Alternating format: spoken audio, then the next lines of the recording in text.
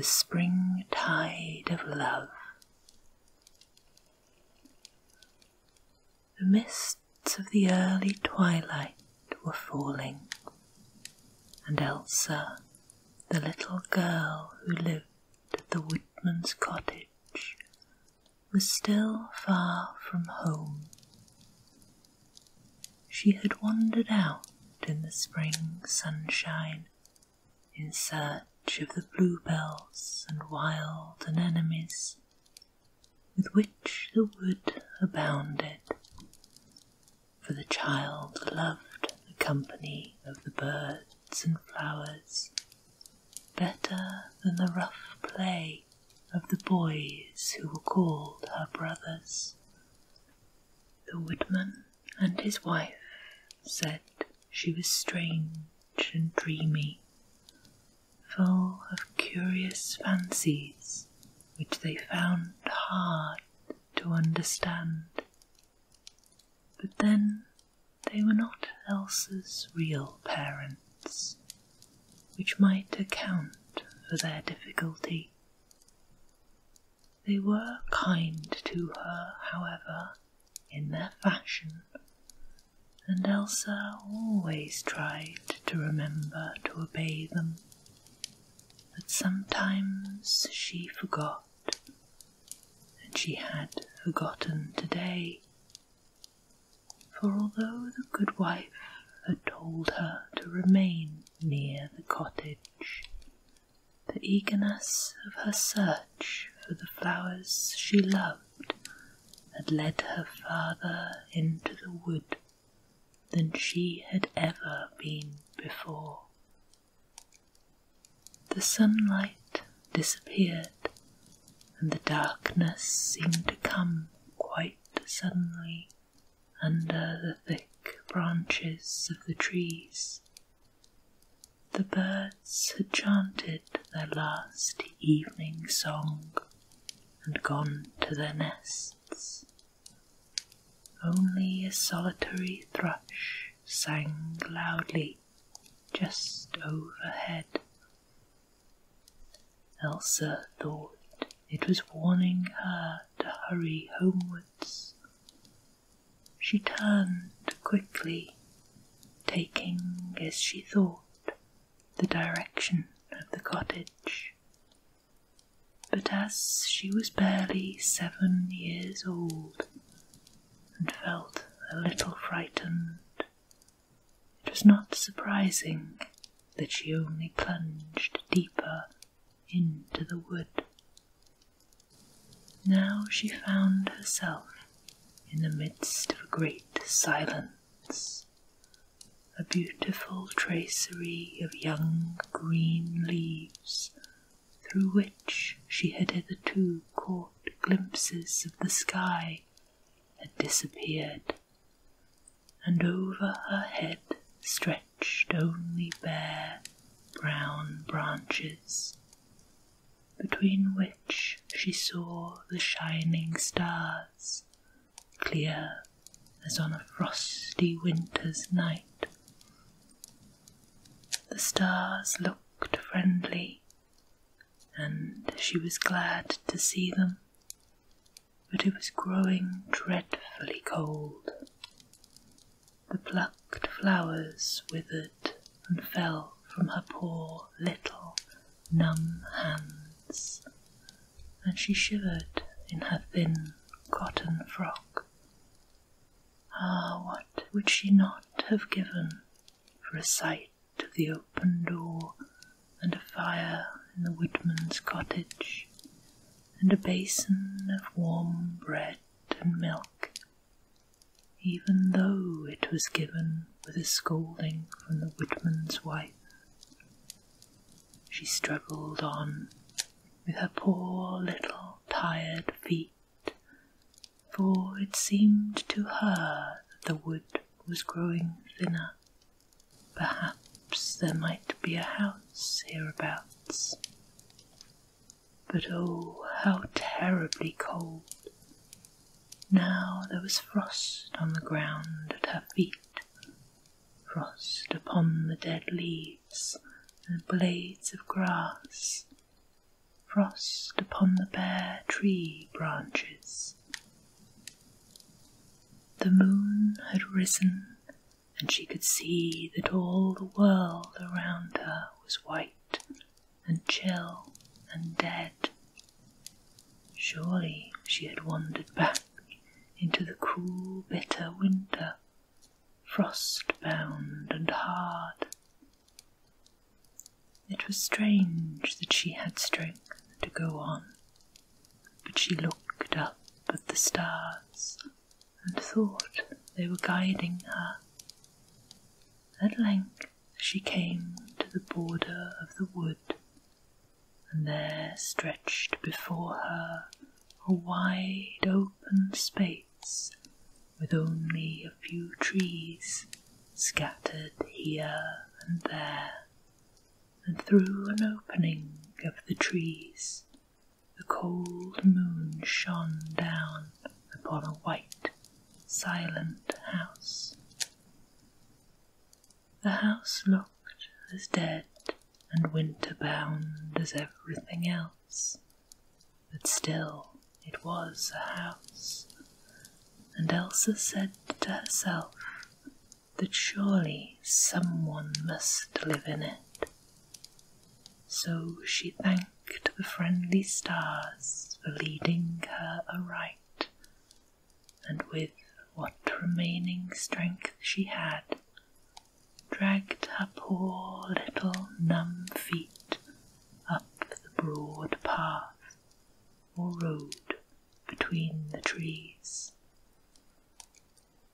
At the end of the road an iron gate hung open on its hinges, and Elsa found herself in what once had been a garden. Now the lawns and flower beds were all alike one blinding sheet of ice and frozen snow. But oh joy! There was the great white house, and from one window shone a light, surely the light of a fire. All the rest was dark. Up a flight of stone steps the child dragged her weary feet, across a terrace that had surely once been gay with flowers, until she stood before a huge door, brown and black, except where the frost gleamed, closed and barred with iron bars. The great knocker hung high above her reach, but with her poor little hands she beat against the woodwork. Surely if someone did not let her in soon, she must fall down there and sleep and die on the step. But at the sound of her faint knocking, there came from within the deep baying of a hound, and Elsa was terrified anew, but could not run away. Then, in a few moments, a heavy bar seemed to be withdrawn, and the great door opened slowly. A tall man stood within, a man in the dress of a hunter, pale-faced in the moonlight, but strong and powerful, and wearing a long, dark beard that reached almost to his waist. His was a figure to fill any child with fear, but Elsa saw only the scene behind him, a great blazing wood fire upon an open hearth, with rugs in front of it upon which were stretched 2 large hounds. A third, shaking himself slowly, had followed his master to the door. Elsa stretched out her little hands to the blazing warmth with the cry of a perishing child. "Take me in, oh, take me in," she pleaded. "Please let me come in." She ran forward.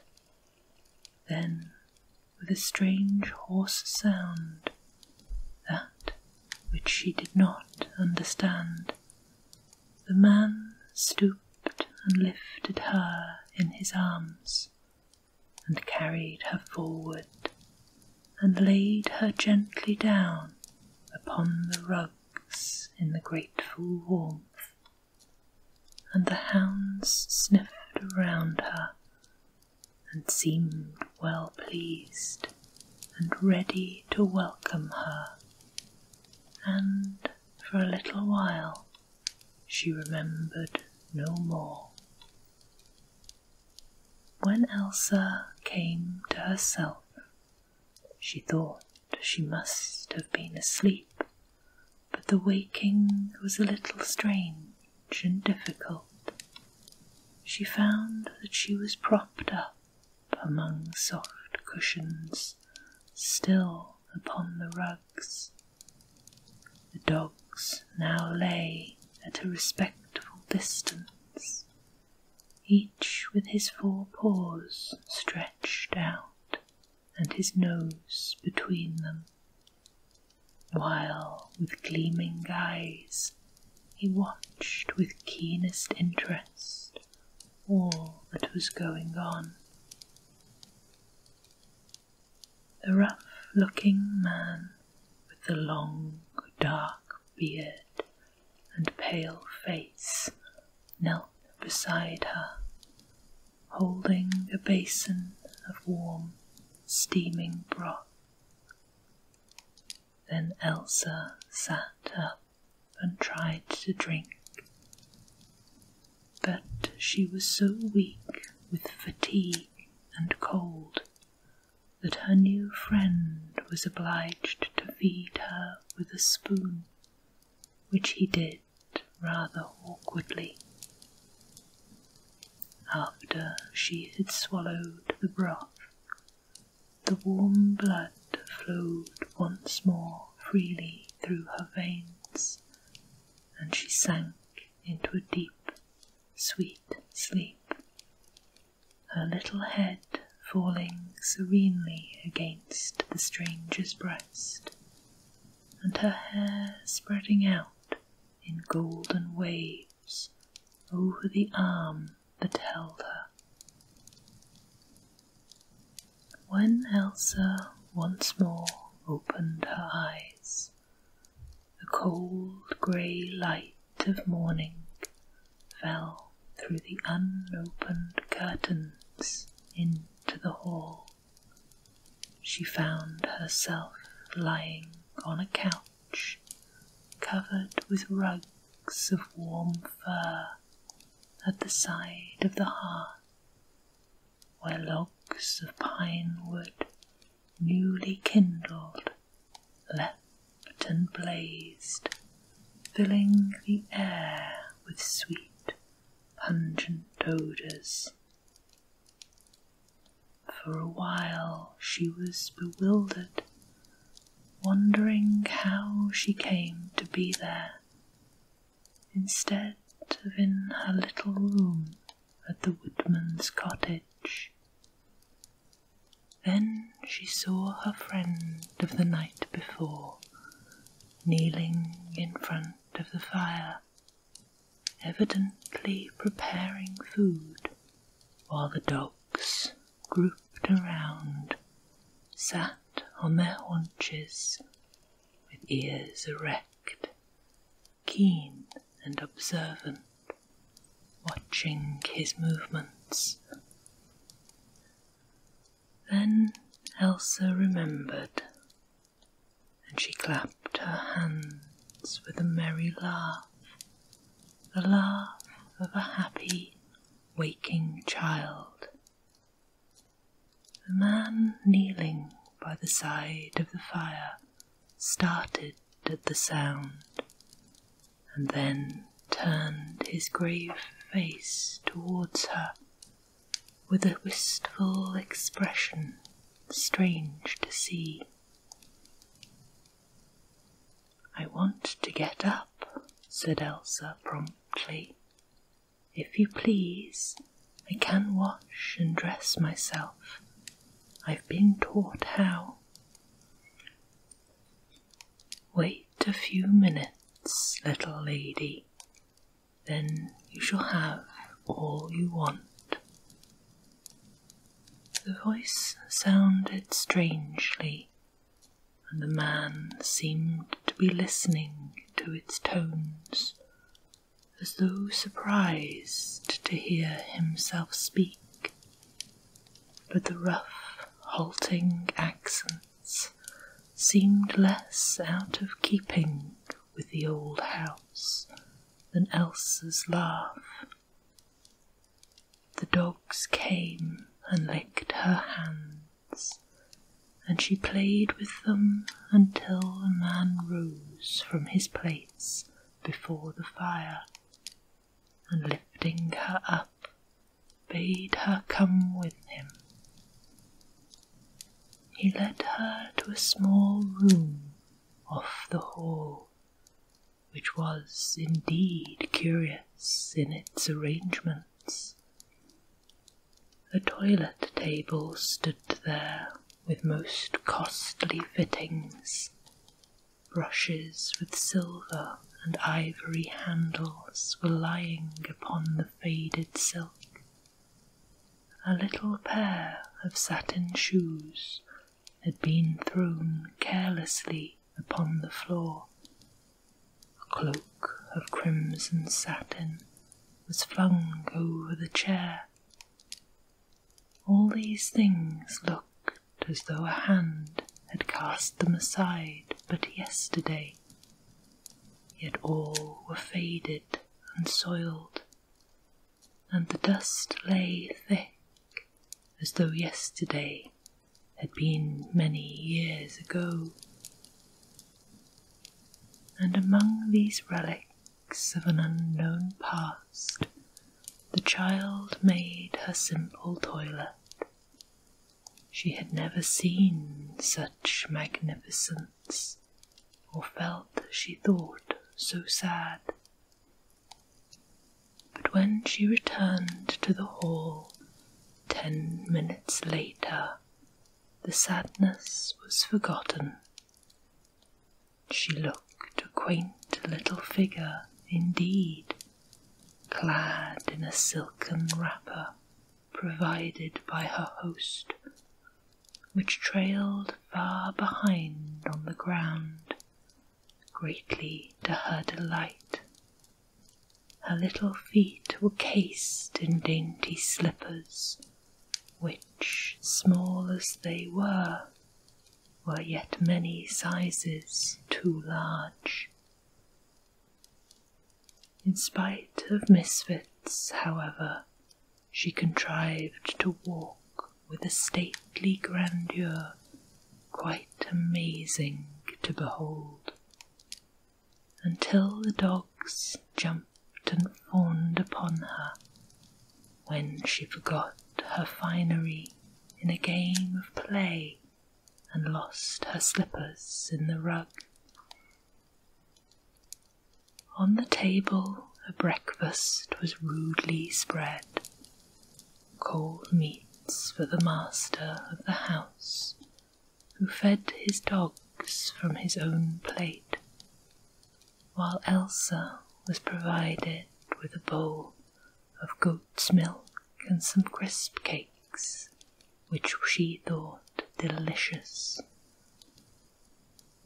When the meal was over, Elsa pleaded to be allowed to do for her new friend the household duties she had been taught to fulfill by the woodman's wife, and soon, with the wrapper deftly pinned around her waist, and the silken sleeves tucked up from bare, dimpled arms, she stood before a bowl of steaming water, washing plates and dishes. Only the table was rather high, and she was forced to stand upon a stool. From that day a strange new life began for little Elsa. The rough-looking man who had given her shelter seemed to be living quite alone with his dogs. Every morning he went out with them and his gun, apparently to hunt and shoot in the forest, for he usually returned laden with game, which served to keep the larder stocked. Of other kinds of provisions there seemed to be a plentiful supply on the premises. The granaries were well stocked with corn, which the master ground himself, while some goats tethered in the outhouse gave a sufficient quantity of milk for the daily needs of the little household. Of Elsa's return to the woodman's cottage there seemed to be no question. She was terrified at the thought of being again lost in the wood, and pleaded hard to remain with her new friend, who, on his side, was equally loath to part with her.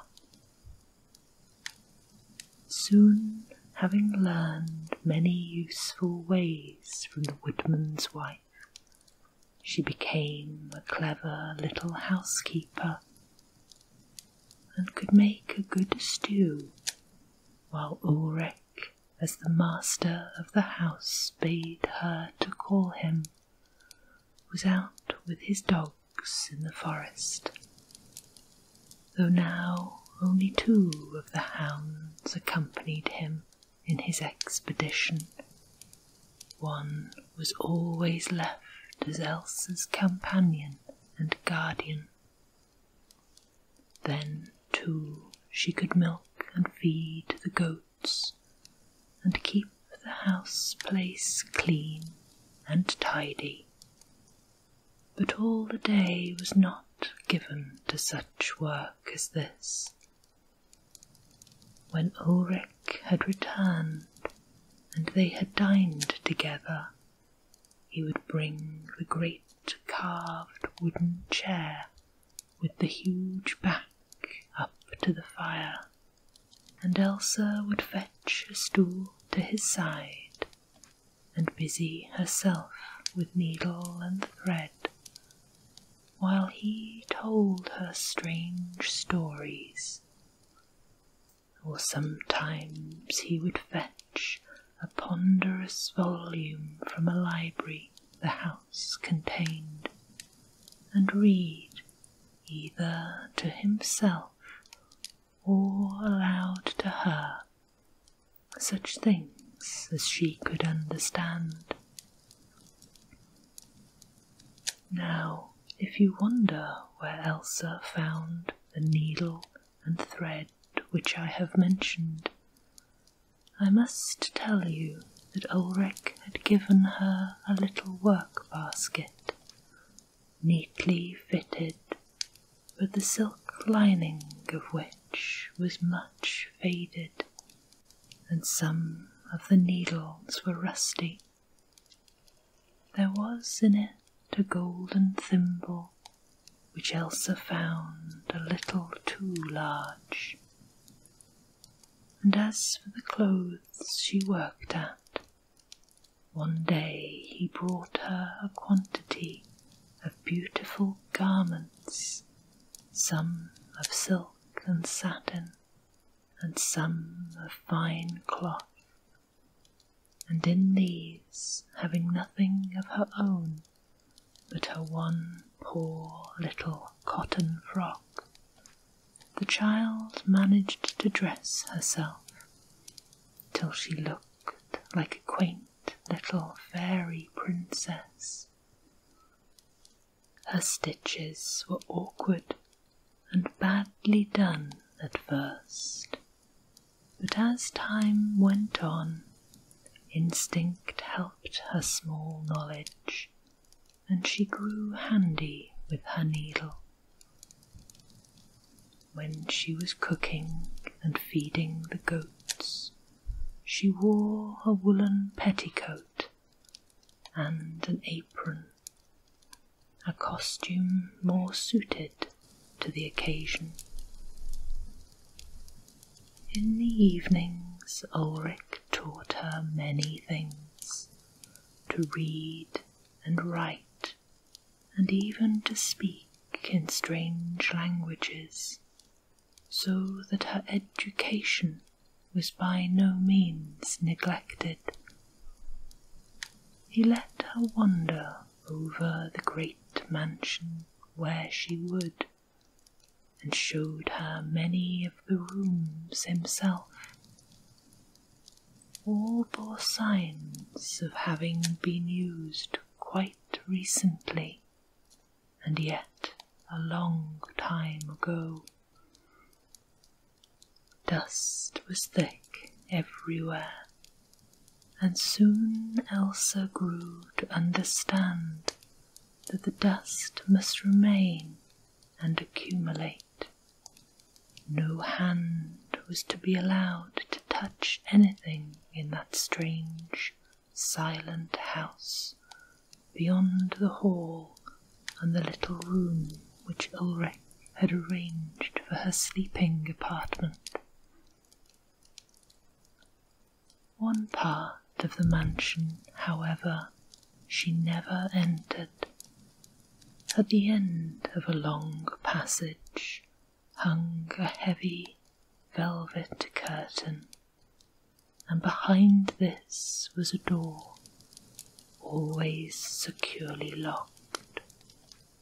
Only Ulrich passed beyond it at stated times, and when he returned from these visits, he was more than usually sad for many hours. The weeks slipped into months, and Elsa dwelt on in this strange home. Every day at first she looked eagerly for the breaking of the frost, for the promise of the sunshine and the flowers she had left behind her in the wood. But the spring never came. The bitter cold and the frost continued, and in time the child's heart must have frozen too, but for the strong, warm love which had sprung up within it for Ulrich. Old and thoughtful she grew beyond her years, but never unhappy. Ulrich needed her, and was glad of her presence. She could minister to his wants and brighten his sad life. Ulrich's love grew more to her than the flowers and sunshine of the outer world.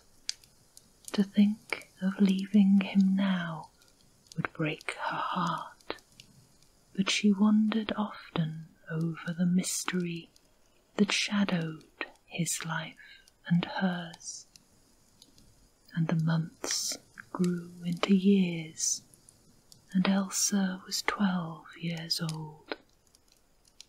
Then one evening Ulrich came in from one of his visits to the closed chamber, more sad and thoughtful even than usual, and taking Elsa's hand in his, bade her sit by him for a little while and put aside her work. She came obediently, looking anxiously into his face. "Little Elsa," he said, "I have counted the time, and it is now 5 years since you came to me. You told me then you were 7 years old. Now you are therefore 12, and will be growing soon into a maiden. The time has come." Instinctively the child clasped his hand closer. "Not to part us, father," for so she had learned to call him. "That, my child, must rest with you." "Then it is soon settled," said Elsa, trying to laugh, "for I will never leave you." Something like the light of hope shone in the man's clouded eyes, eyes in which Elsa had never seen a smile, though his lips had smiled at her often. "Listen," he said, "before you speak rash words, I must tell you all. Then you shall decide. It is a little more than 11 years since the curse fell upon me. I was a hard man then, Elsa, hard and cruel and strong. It was my boast that I never forgave a debt or pardoned an enemy. I had married a young and beautiful wife, and her I loved passionately, but in my own hard and selfish fashion. Often I refused to heed even her gentle pleadings for the suffering, the sinful, and the poor, and we had one child, a girl, then only a few months old. It was a New Year's Eve that I decided upon giving a great entertainment to all the country round. I did it for my own glorification. Among the rich I was disliked, but tolerated on account of my position. By the poor, far and wide, I was hated. Everyone invited came to the ball. My wife looked exquisitely lovely, more lovely than I thought on our bridal day. Everything ministered to my pride and satisfaction. We had mustered here in this hall to drink the health of the dying year and welcome the incoming of the new, when above the sounds of laughter and good cheer was heard from without a pitiful, feeble wail, the wail of a child in pain. That feeble cry rang then above every other sound. It rings in my heart still. Before I could interfere, my wife, with her own hands, had flung wide the great barred door, and I saw a sight which I alone could explain. Upon the step was huddled a woman with a child in her arms. A man, gaunt and hunger-stricken, towered behind her in the darkness. 2 other children clung to her, shivering and weeping. We were in the midst of the cruel, bitter winter. The earth was frost-bound, hard and cold even as now. That day I had given orders that these people, poor and starving as they were, should be turned from their home. The man I had suspected of being a poacher, and he was doing no work, a good-for-nothing. But she, my wife, had pleaded for them, that I would wait at least until the summer. Now she bent down to that poor creature on the step, who was striving to nurse and warm her babe in her chill arms, and whispered something. I guessed it was the promise of shelter. In my fierce pride and anger, I laid my hand upon her arm, and with a strong grip drew her back. Then, without a word, I closed the door and barred it. But within there was no more laughter. A voice rose up the still night air, the sound of a bitter curse. A curse that should rest upon me and mine, the chill of winter and of death, of pitiless desolation and remorse, until human love should win me back to human pity and God's forgiveness. One by one, with cold good nights, my guests departed. My wife stole away to her own apartments without a word. Upon her arm I saw the mark of my cruel hand. In the morning the curse had fallen. The woman I had turned away had been found at my gates, dead, her child still clasped to her breast. The servants fled and left me alone, taking with them our child. My wife, that night, she too died to me. The man's head drooped upon his hands. For a moment there was silence in the hall.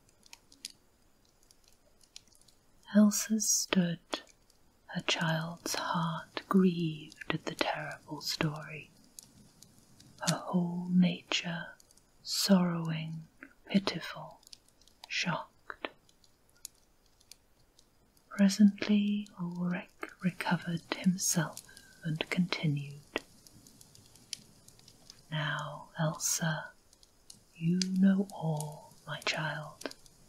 If you will return to the world and leave me to work out my fate, you shall not go penniless. I have wealth. For your sake I will venture once more among the haunts of men, and see you placed in a safe home. Then I will try to forget. It is right that you should shrink.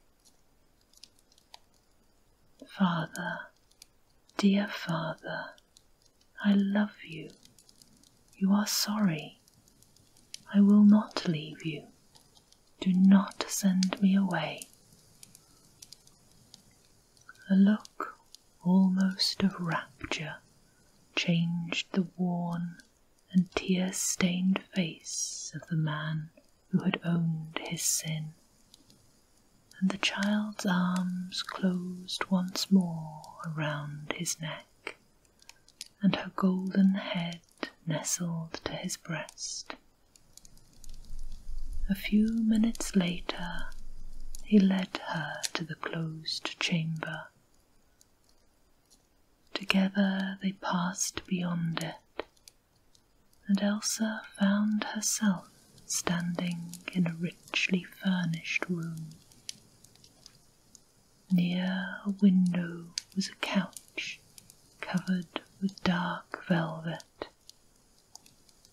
Upon the couch a figure lay, stretched as if in quiet, death-like sleep, or carved in marble.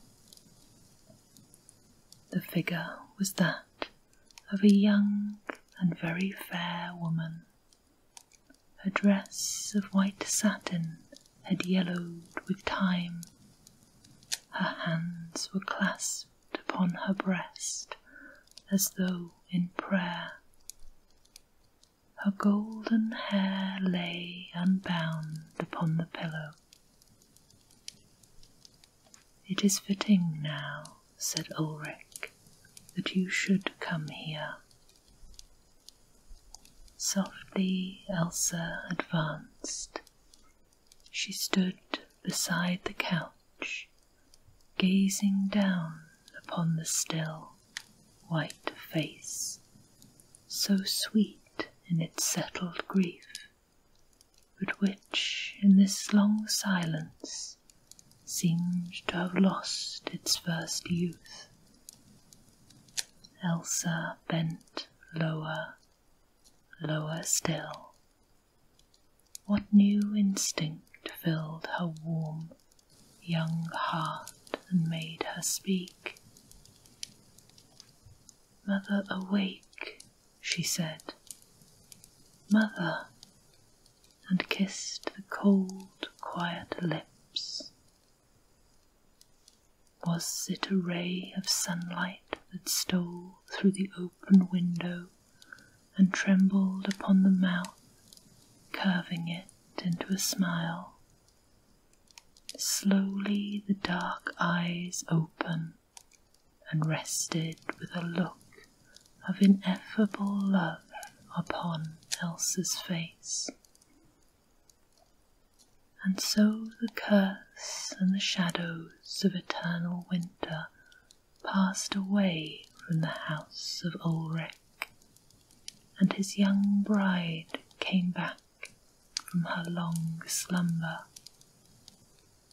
In due time the garden too awoke to the touch of spring, and the flowers bloomed, and the birds mated once more, and sang in the budding trees, and the sun shone.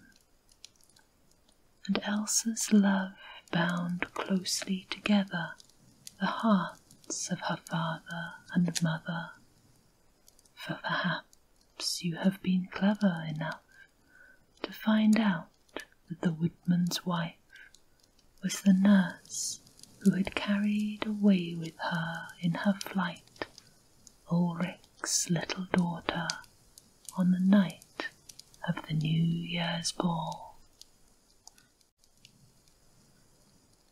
Wittysplinter.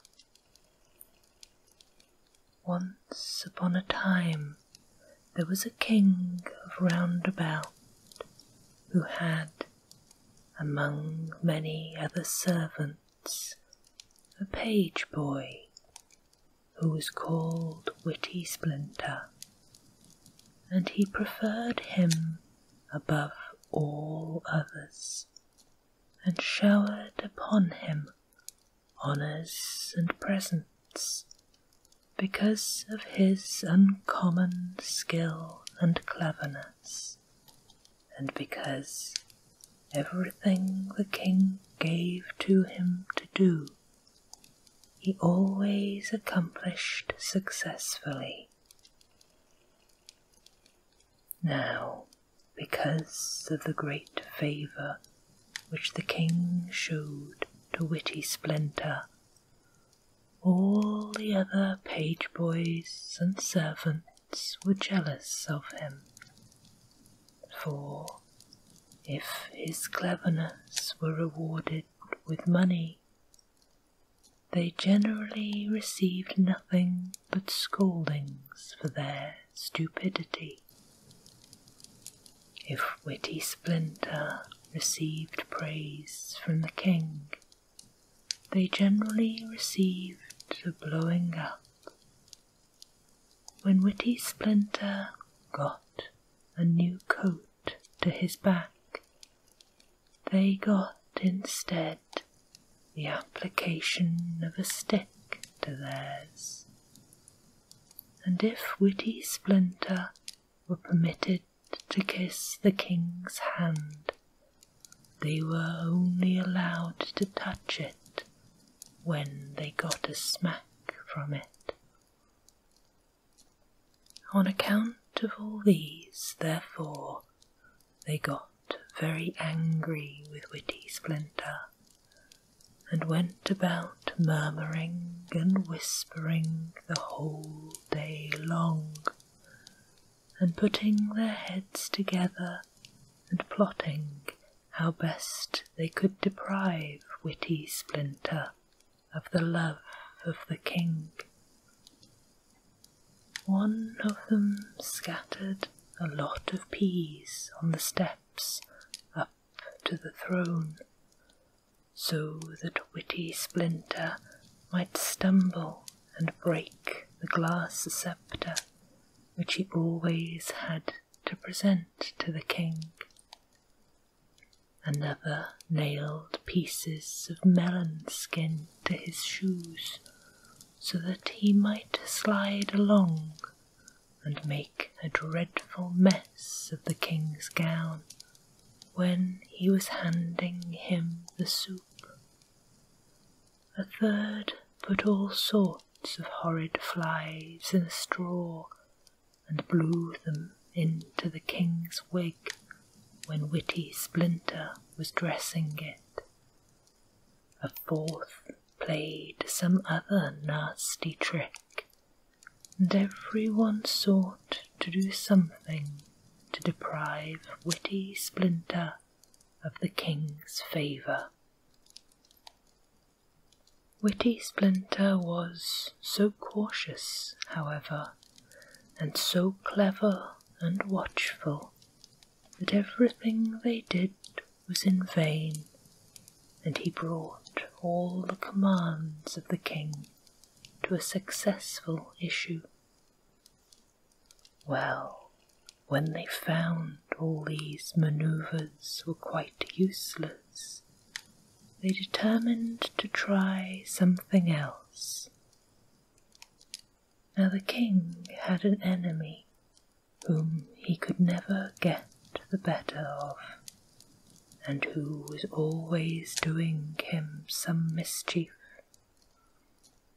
It was a giant called Sleepyhead, who lived in a large mountain, where he had a splendid palace surrounded by a thick, gloomy wood, and, with the exception of his wife, thick as mud, no human being lived with him, but a lion who was called Hendred, and a bear called Honeybeard, and a wolf called Lambsnapper, and a dog called Harescare, acted as his servants.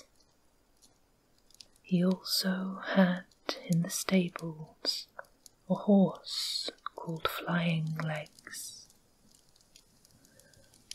Now there dwelt in the neighbourhood of Roundabout a very beautiful queen, Madame Flosk, who had a daughter, Miss Flink, and the king of Roundabout, who wanted to possess Clemens, all the land adjoining his own, was very anxious to marry Madame Flosk, but she was proud, and let him know that many other kings were also anxious to marry her, and that she was accept in marriage that king only who was the most expeditious, and that he who was the first by her side when she went into church next Monday morning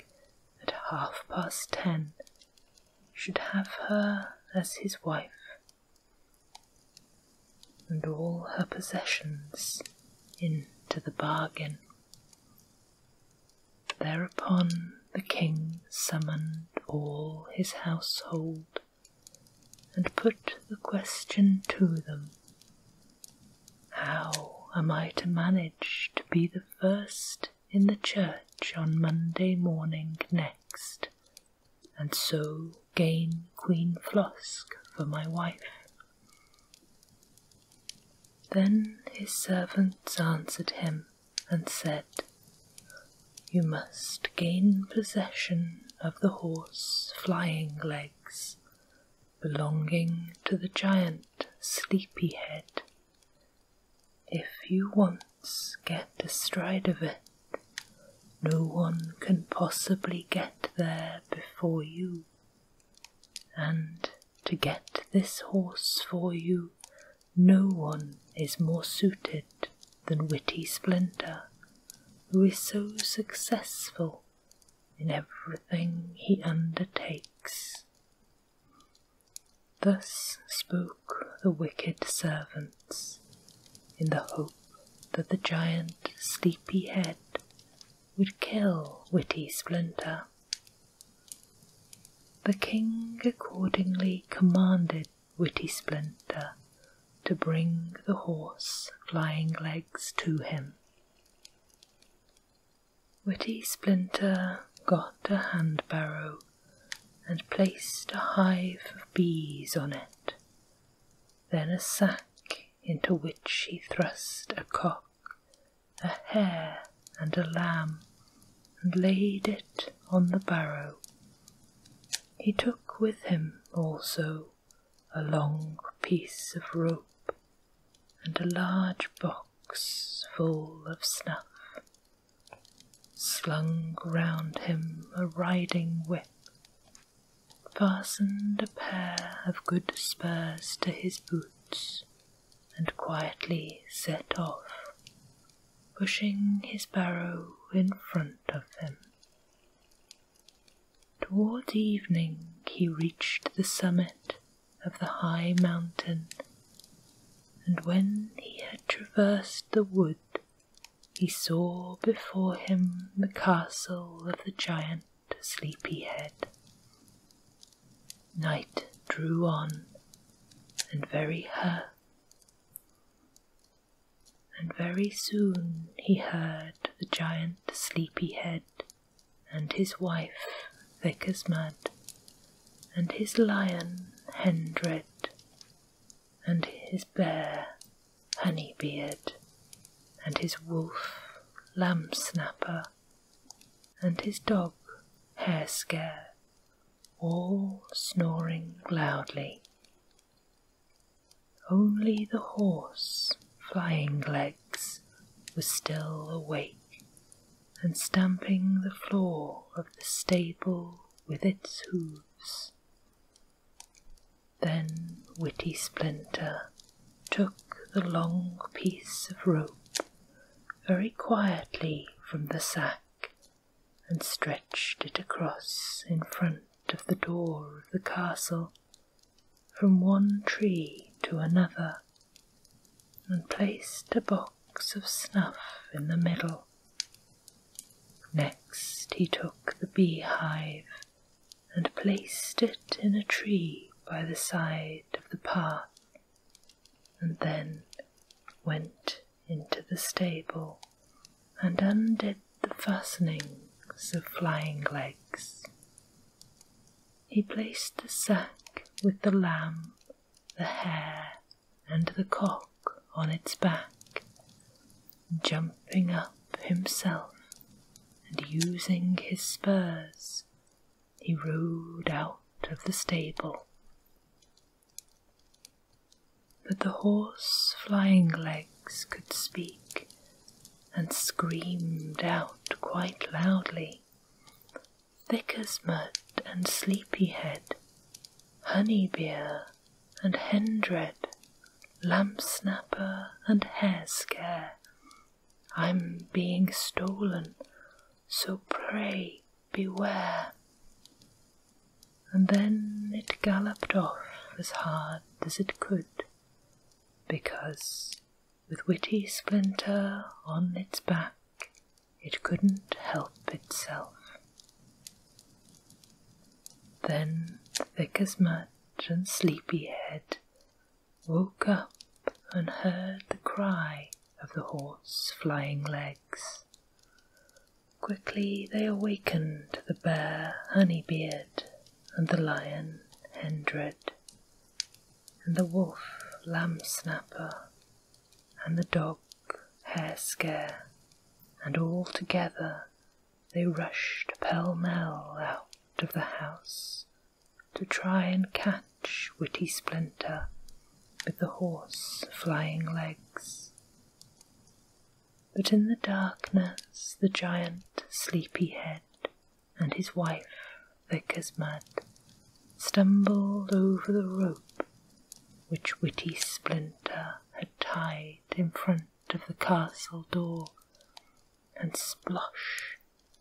They fell with their eyes and noses right into the box of snuff which he had placed there.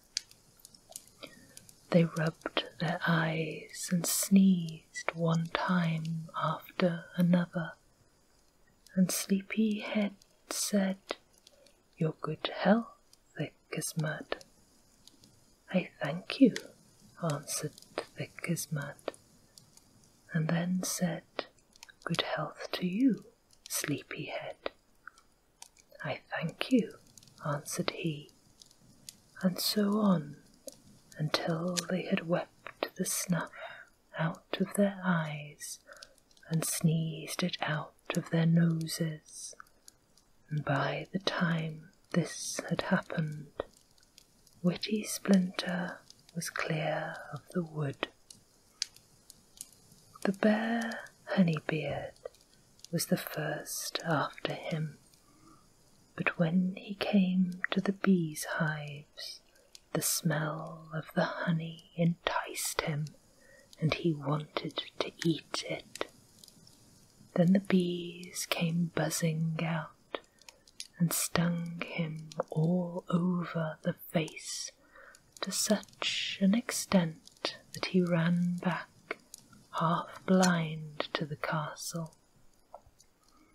Wittysplinter had already got some distance out of the wood when he heard the lion Hendred coming bounding after him, so he quickly took the cock out of his sack, and when it flew up into a tree and began to crow, the lion got so dreadfully frightened that it ran back again. Now Wittysplinter heard the wolf Lamp Snapper behind him. He quickly let loose the lamb out of his sack, and the wolf galloped after it and let him ride off in safety. He was by this time quite near the town when he heard a bark behind him, and looked round and saw the dog Hare Scare coming tearing after him. Quickly he let loose the hare out of the sack, and the dog ran after it, and Wittysplinter arrived in town safely. The king thanked Wittysplinter very much for the horse, but the wicked servants of the court were very much annoyed that he had come off with a whole skin, and on the following Monday the king mounted upon his horse Flying Legs and rode off to Queen Flosk. The horse galloped so quickly that he was there long before any of the other kings, and had already danced several of his wedding dances when they arrived. Just when he was about to start off home with his queen, his servants said to him, "Your Majesty has indeed the giant Sleepyhead's horse, but how much more splendid would it be if you had his clothes as well, which are said to surpass anything a man has ever seen. The clever Wittysplinter would, no doubt, very soon bring them to you, if you commanded him to do so." The king was at once possessed with a great desire for Sleepyhead's clothes, and again gave the commission to Wittysplinter. When the latter had started off upon the road, the wicked servants rejoiced, and thought that this time he would surely not escape the clutches of the giant Sleepyhead. On this occasion Wittysplinter took nothing with him but a few good strong sacks. On arriving at the giant's castle, he climbed up a tree and lay hid until everyone was in bed. When everything had become quiet, he climbed down again, and then he heard Madam Thick-as-Mud calling out, "Sleepyhead, my pillow is very low. Fetch me a bundle of straw from outside." Whereupon Wittysplinter quickly slipped into a bundle of straw, and Sleepyhead carried him along with the straw into his room, shoved him under the pillow, and then lay down in bed again.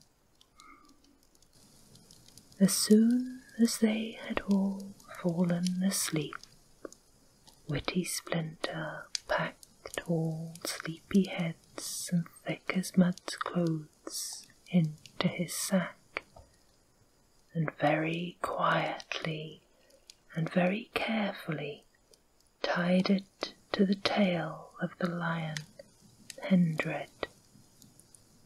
He then tied the wolf Lamb-Snapper, and the bear Honeybeard, and the dog Hair-Scare, who were lying about asleep, fast to the giant's bed, and opened the door very wide.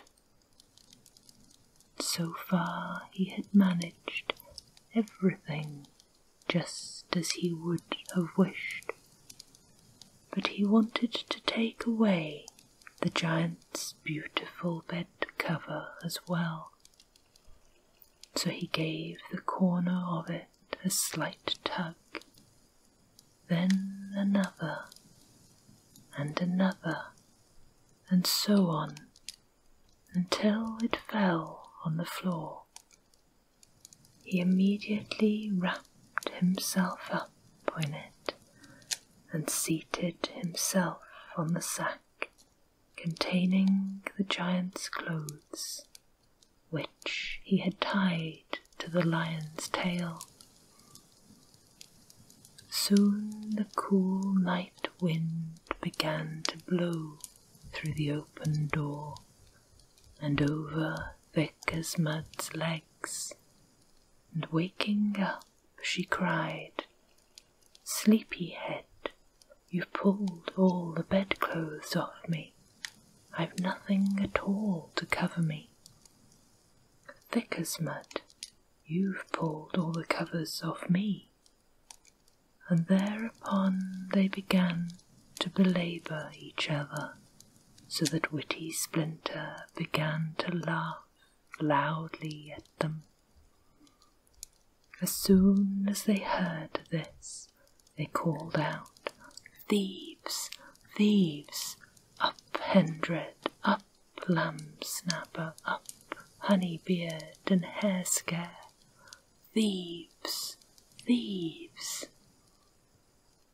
At all this the animals woke up, and the lion sprang forth out of the door.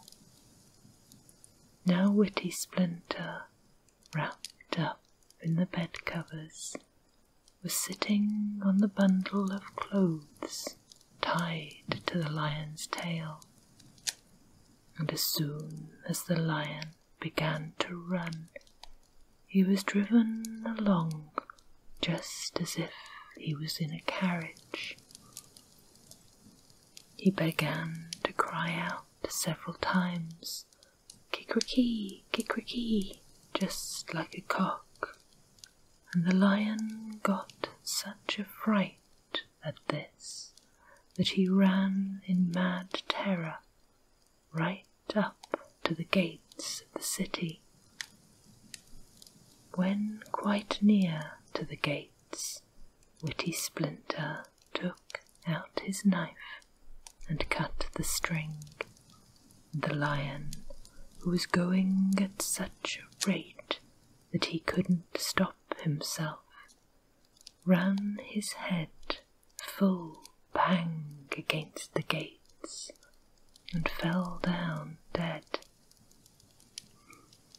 The other animals who had been bound to the bedstead of Sleepyhead and Thick as Mud could not get it out of the door because it was too wide, and they dragged it and pulled it about the room, so much that both Sleepyhead and Thick as Mud fell out and became so angry that they beat the wolf, the bear, and the dog to death, although the poor animals really couldn't help it. When the watch in the city heard the noise of the great blow which the lion had given to the gates, they opened them, and Wittysplinter carried the clothes of Sleepyhead and Thick as Mud in triumph to the king, who nearly jumped out of his skin with joy, for such clothes had never been seen. There was, among other things, a hunting coat made of the skins of all the four-footed animals, and so beautifully sewn together that one could see the whole story of Reynard the Fox depicted on it. Also a bird-catcher's coat made of feathers from all the birds in the world, an eagle in front and an owl behind, and in the pockets there was a musical box and a peal of bells which made music just like all kinds of birds singing together. Further, there was a bathing dress and a fisher's dress, made from the skins of all the fish in the world, sewn together so that one saw a whale hunt and a great catch of herrings on it. Then a garden dress of Madame Thickersmud's, on which all sorts of flowers, fruits, salads and vegetables were embroidered. But what surpassed everything was the bed cover. It was made entirely of the skins of bats, and all the stars of heaven were represented on it by means of diamonds. The royal family were quite dumb with astonishment and wonder. Wittysplinter was kissed and embraced, and his enemies nearly exploded with rage to see that he had again escaped without hurt from the hands of Sleepyhead. Even yet they did not despair, and put the idea into the king's head that nothing was now wanting to his dignity, but that he should possess the castle of Sleepyhead itself, and the king, who was a very child in these matters, and always wanted to have whatever took his fancy, said immediately to Wittysplinter that he wanted Sleepyhead's castle, and that as soon as he got it for him, he would be rewarded. Wittysplinter did not take much time to think about it, and for the third time ran off to the abode of Sleepyhead. When he arrived there, the giant was not at home, and he heard something in the room crying like a calf. Then he looked through the window and saw Dame Thickersmud chopping wood, and at the same time nursing a little giant on her arm, who was showing his teeth and bleating like a calf. Wittysplinter went in and said, "Good day, my great and beautiful, broad and portly dame. How is it that you have got to do so much work and have to nurse your child at the same time? Have you no maids or grooms? Where is your husband, then?" "Ah," said Madame Thickersmud, "my husband has gone out to invite all his relations to a feast we are going to hold, and I have to cook everything myself, for my husband killed the bear and the wolf and the dog that used to help us. The lion has run off too." "That is certainly very hard on you," said Wittysplinter. "If I could do anything to help you, I should be only too glad." Then Thickersmud asked him to chop up 4 logs of wood into small pieces for her, and Wittysplinter took the axe and said to the giantess, "You might hold the wood for me a moment, please." The giantess bent down and caught hold of the wood. Wittysplinter raised an axe in the air, and swoosh down it came and cut Vickers-Mud's head off, and Molokop's at the same time, and there they lay.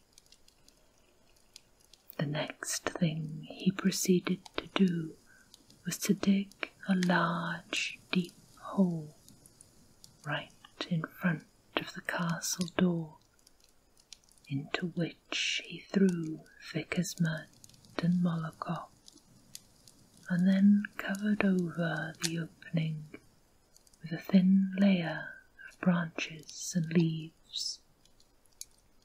Then he proceeded to light up all the rooms of the castle with candles and torches, and took a large copper kettle and beat upon it with soup ladles. Then he got a tin funnel and blew a blast on it just like a trumpet, and between each performance he shouted, "Hurrah! Long live His Majesty, the King of Roundabout." When Sleepyhead was returning home towards evening, and saw all the lights in the windows, and heard the shouting, he was mad with rage, and ran with such fury against the door that he fell through the hole covered with branches, and lay there a prisoner, shouting and making a great noise. Wittysplinter immediately ran down and threw large stones on him until he had filled up the hole. And now Wittysplinter took the key of the castle and ran with it to King Roundabout, who immediately betook himself to the castle, along with his wife Flosk, and her daughter Flink, and Wittysplinter, and inspected all there was to be seen.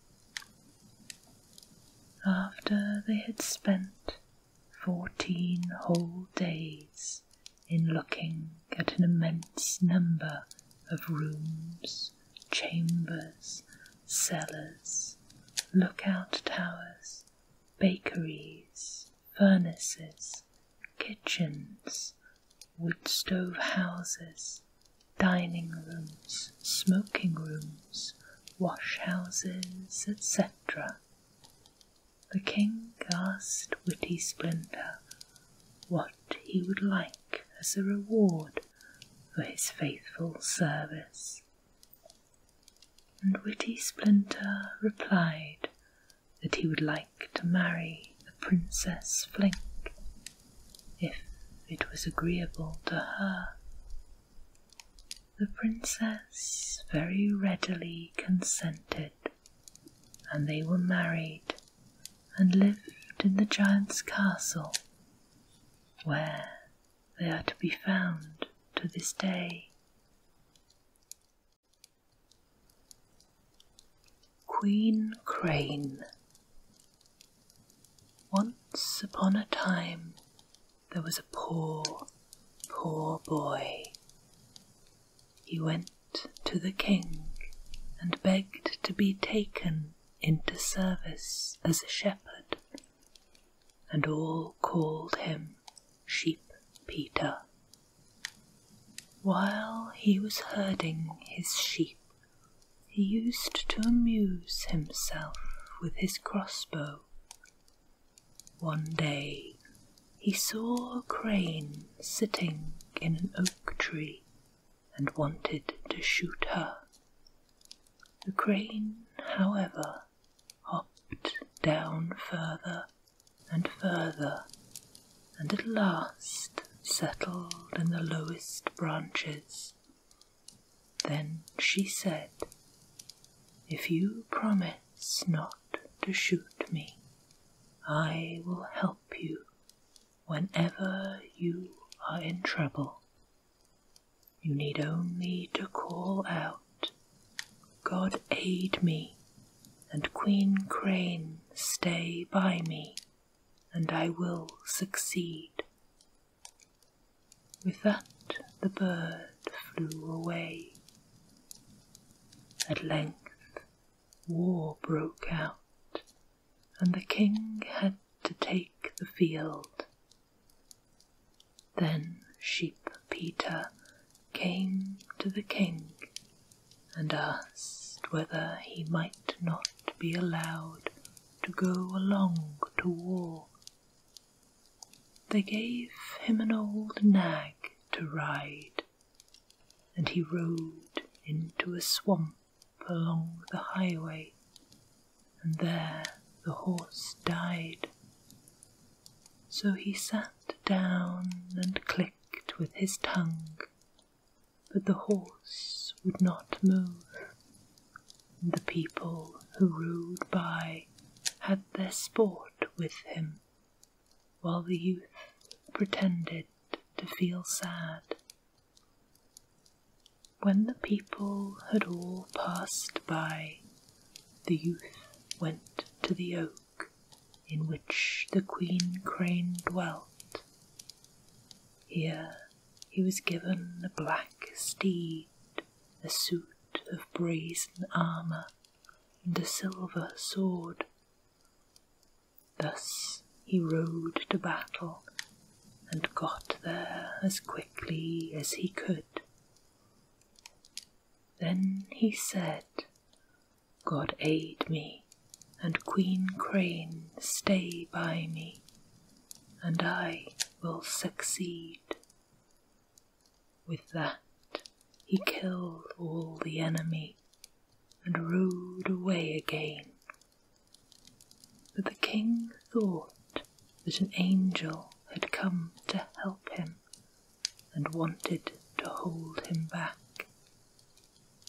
The youth, however, rode quickly back to the oak, took off his armour, and went down to the swamp, and once more began to click to his horse. When the people rode by, they laughed and said, "You were not along today, so you missed seeing how an angel came and killed all the enemy." And the youth pretended to feel sad, so sad. The following day the king once more had to take the field, and Sheep Peter came to him and said he wanted to go along. So they gave him an old nag to ride, and he rode into a swamp beside the highway, then sat down and clicked his tongue, but the horse would move no more. When the people rode by, they had their sport with him, but the youth pretended to feel sad, so sad. When the people had gone by, he went to the oak in which the Queen Crane dwelt, and was given a white steed, a suit of silver armour, and a golden sword. Thus equipped, he rode to battle. When he arrived, he said, "God aid me, and Queen Crane, and I will succeed." But he had forgotten to say, "Stay by me," and so he was shot in the leg. But the king took out his handkerchief and tied up his leg. Then the youth said once more, "God aid me, and Queen Crane, stay by me, and I will succeed. And he slew all of the enemy. And then the king thought he was an angel from heaven, and again wanted to hold on to him. But the youth rode quickly to the oak, took off his armour, and then went down to his nag in the swamp and tried to get it to move while the soldiers were passing. They laughed and said, "You were not along today, and did not see how an angel came from heaven and killed all the enemy." The youth pretended to be very sad.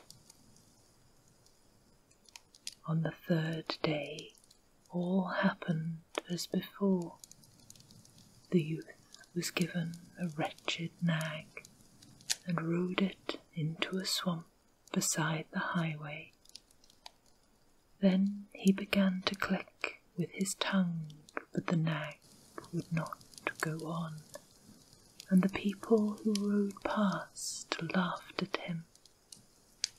He pretended to feel very sad, but when the people had passed, he went to the oak in which the Queen Crane dwelt, and she gave him a red steed, a golden sword, and a golden suit of armour. Thus equipped he rode to war, and all happened as before. He said, "God aid me, and Queen Crane stay by me, and I will succeed," and slew all the enemy. The king yet again thought he was an angel from heaven, and wanted to hold him back by all means. But the youth rode quickly to the oak, took off the armour, and rode down to the swamp where he had his 3 nags. He hid the king's handkerchief, and when the people passed by, he was clicking his tongue as usual. Now the king had 3 princesses, and they were to be carried off by 3 mere women. So the king had proclaimed that whoever could rescue them should receive one of them for a wife. When the day came on which the oldest princess was to be carried away, Sheep Peter received a steed, a suit of armour, and a sword from the Queen Crane. With them he rode to the castle, fetched the princess, and took her before him on his steed, and then lay down on the seashore to sleep.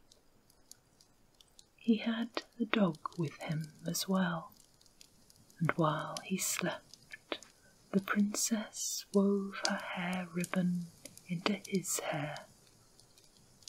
Suddenly the mere woman appeared, and she awakened him and bade him mount his steed. Many people had been standing there, but when the mere women appeared, they all took fright and climbed into trees. But the youth said, "God aid me, and Queen Crane stay by me, and I will succeed." And then he slew the mere women.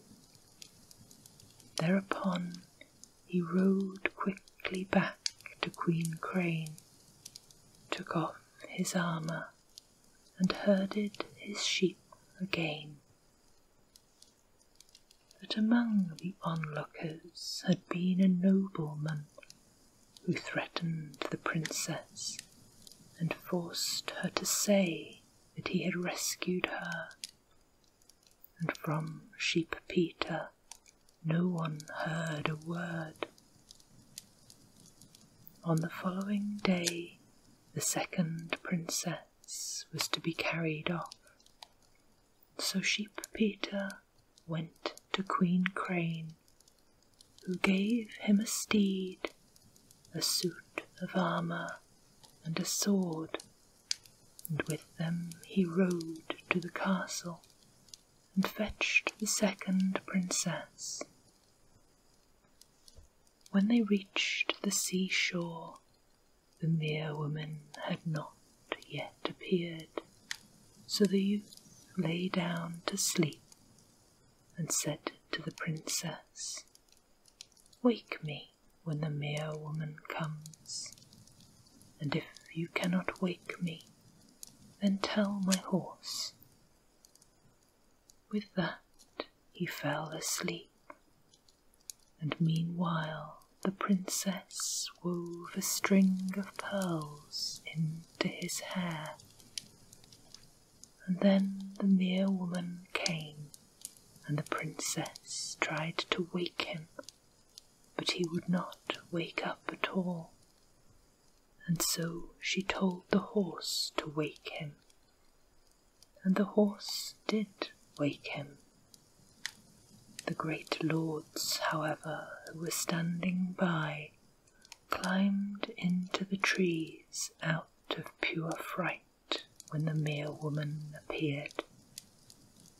The youth took the princess on his steed, cried, "God aid me, and Queen Crane stay by me, and I will succeed."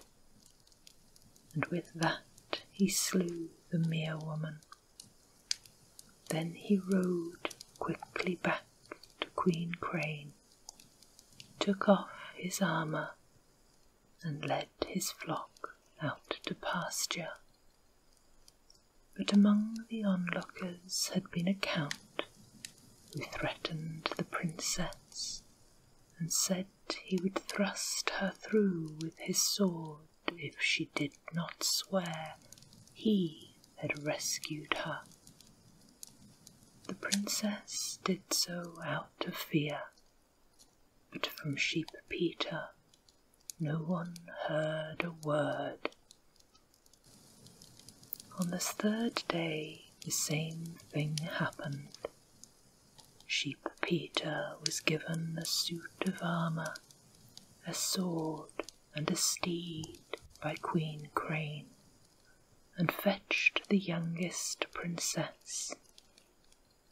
When he lay down on the seashore to sleep, he said to her, "When the mere woman comes, wake me, and if you cannot wake me, then tell my horse to do so, and if the horse cannot wake me, then ask the dog to do so." When the mere woman came, neither the princess nor the horse was able to wake him, and they had to call the dog to help them. At last he woke up, took the princess on his horse, cried, "God aid me, and Queen Crane stay by me, and I will succeed." And he slew the mere woman. Then he rode back again to Queen Crane, took off his armour, and led his flock to pasture. Not long after, the deliverers of the princesses were to come to the castle to be married. But first the king asked his daughters which of the three each wanted to have. So the eldest said, "The gentleman from court," and the second said, "The count," but the third said, Sheep Peter. The king was very angry with his youngest daughter, for he did not believe for a moment that Sheep Peter had delivered her, but she insisted and said she would take no one else. The king then presented an apple of pure gold to the count and the court gentlemen, but Sheep Peter got nothing. Now all three of them were to hold a 3-day shooting match in order to see which was the best shot, for the king hoped that Sheep Peter would make a proper laughing-stock of himself and drop far behind the others without any effort on their part. But Sheep Peter was so good a marksman that he hit everything at which he aimed, and the very first day he shot a great deal, while the others shot but little. Then they bought the game he had shot from him, and gave him a golden apple for it. The same thing happened on the second day, and thus he got the other gold apple. But when Peter came home on the evening of the first and second day, he had only a crow dangling from his blunderbuss, and when he met the king, he threw the crow to the ground and cried, "That is my whole bag." On the third day all went as before. Sheep Peter hit everything at which he aimed, but the others scored no hits. Then Sheep Peter promised them all he had bagged, if they would let him write what he chose on their necks. They agreed to the bargain, and he wrote on the neck of each a thief and a rascal. Then all three went home, and again Peter had no more than a crow to show. At night all three of them slept together in one room, and when they woke in the morning, the king came in to them, said good morning, and asked how they were. But he was much surprised to see that Sheep Peter was keeping them company.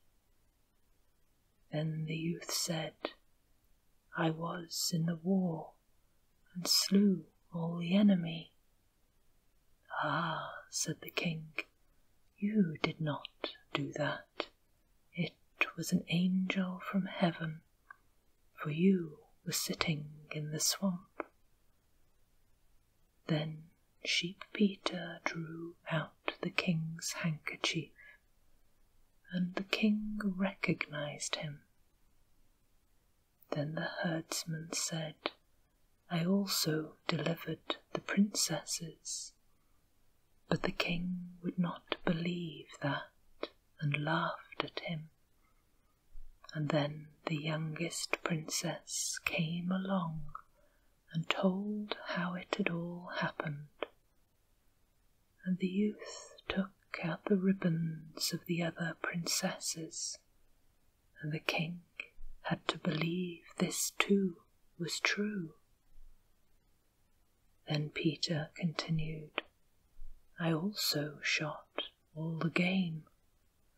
And again the king would not believe him, and said, "Nonsense!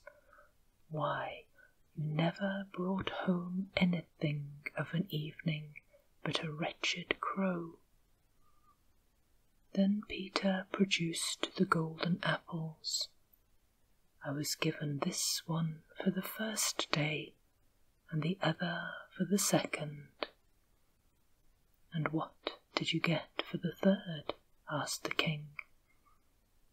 Then the shepherd showed him what he had written on the necks of the other suitors. And when the king saw that, he had to believe him. And so he really got the youngest princess, and with her half of the kingdom, and after the king's death, all of it. But the other two sham heroes got nothing, and had their trouble for their pains. Peaceful slumbers. Sleep sweet.